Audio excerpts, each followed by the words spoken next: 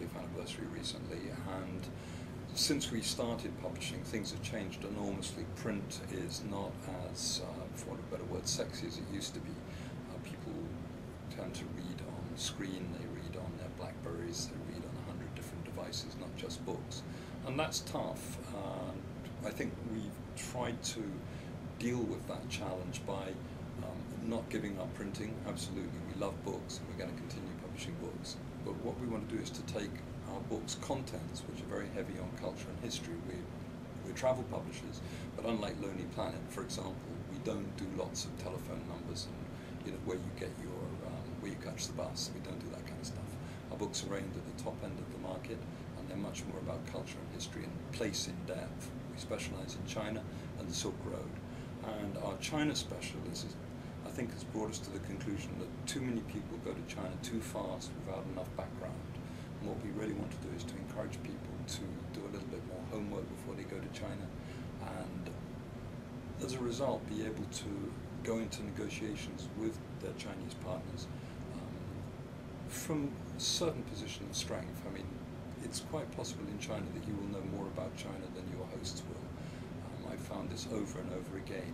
Many successful business people in China have put all their energies into the business and very little into studying their own history and culture. So it gives you some high ground if you can surprise people by telling them that you knew when the Battle of the Red Cliffs took place, for example.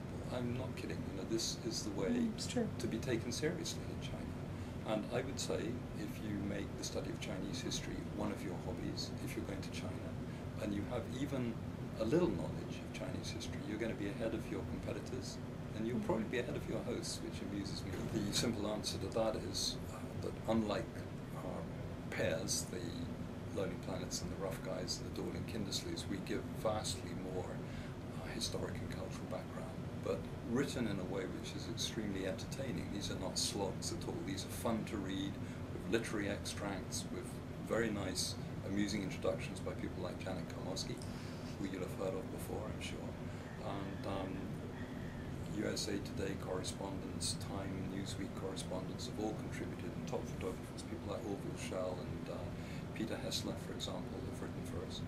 And I think what we're excited about going forward into 2011 is that we saw a wonderful opportunity that morphed out of a book that we're doing on the history of aviation in China, the first 100 years.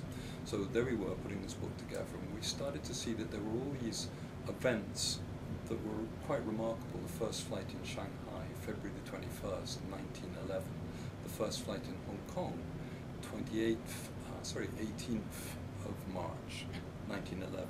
And then through the year, all sorts of things happened in China and indeed in the region related to the very early days of flight air. So we were looking at how can we leverage that? How can we make out of this centennial year a learning opportunity, workshops, seminars? Who would we aim those at? And we felt we'd go to the aviation industry.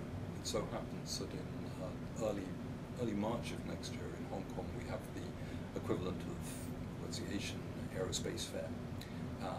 There will be a lot of aviation people there, and that neatly sandwiches between the Shanghai Centennial and the Hong Kong Centennial. Unfortunately, that sandwich is a little too wide for us to persuade people to stay for the whole 3 weeks, I think. But the idea is that we will offer people interested in the future of aviation in China 3 days in Shanghai, 3 days in Hong Kong, and 3 days in Beijing. So it's a 3-city format, and in every case we hope to partner with the Peninsula Hotel Group, partly because the Peninsula Hotels have the most marvelous aviation lounges. They are very special, and there's really no competition at all.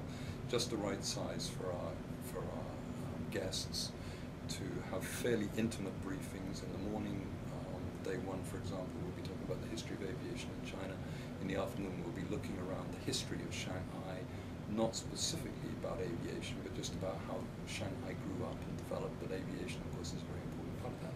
In Hong Kong, the same. The Peninsula Air has a wonderful aviation lounge. We'll be talking about the history of aviation in South China, amazing stories. We've got 100 different aviation stories. The afternoon we'll be looking perhaps at the airport. We'll have, we hope, the Director General of Civil Aviation here in Hong Kong talking about the future of aviation. Looking at between 8 and 10 decision makers from the aviation industry, not the same people necessarily coming to all 3 cities, but that would be perfectly possible, and they would get a discount if they did. But we envisage people from Boeing, from Pratt & Whitney, from General Electric, maybe from aviation insurance, from aviation leasing, not necessarily the capo di capi, but very senior decision makers who see the Chinese and the Asian market as being exceedingly important, and would like, next time they come to do business in the region, to be able to talk to their clients much more knowledgeably about the early days of aviation in China, because it is a fabulous best hotel. I think the Peninsula in Shanghai is simply the best hotel in Asia, some say in the world. The Peninsula in Hong Kong, of course, is absolutely legendary. The great thing about Beijing as a venue is that although the Peninsula in Beijing doesn't have a specific aviation content within the hotel, the Chinese Museum of Aviation is an hour and a half's drive from Beijing, and it's an amazing museum. It's built inside an enormous cavern that Mao Zedong had hollowed out during the Cold War as a bunker, and that's unlike the Smithsonian. Unlike the Smithsonian in DC, the Chinese keep all their aircraft in this enormous cave, and that's pretty good. But you know, we'll do the cave in the morning, and then maybe in the afternoon we'll try and do the Great Wall. But the exciting thing about Beijing, I think, is that we really want to go back to the beginning, and this is kind of radical when you're talking about aviation. We want to take people out to the site of the Peking Man Cave, which is 800,000 years old. People think, you go to Beijing now and you think, my God, this city is ultra-modern, it's the state of the future. Much of it, you know, Hutong's mostly gone now, it's all so mod. But actually, people have been living in Peking, Beijing. Yeah, we've got a great working list of people who are both aviation historians. Cliff Dunaway here in Hong Kong, who is the president of the Hong Kong Historic Aircraft Association, who has put together also Michael Couturi's aviation lounges in the various peninsulas, currently working on aviation exhibit at the Peninsula, which will open in Paris in 2012, for which they're making, I believe, a facsimile of the Blériot. So people like Cliff, who will be doing the past, but for the future we're hoping, as I say, to have the Director General of Civil Aviation here in Hong Kong, and in Shanghai we would hope to have the equivalent. We'd have somebody very senior in Beijing from... But the idea here is to talk about the past and the future. We don't want to be locked into the past, but we feel that, to quote the great helmsman, you understand the past, you understand the future by understanding the past. And of course he was quoting much earlier writers. But China, with 5,000 years of history, really does merit more before you make a business trip than just, you know, a quick read on the plane, the introduction to your guidebook. You really have to work harder than that if you want to score points in China. The more you put in, the more you'll get out.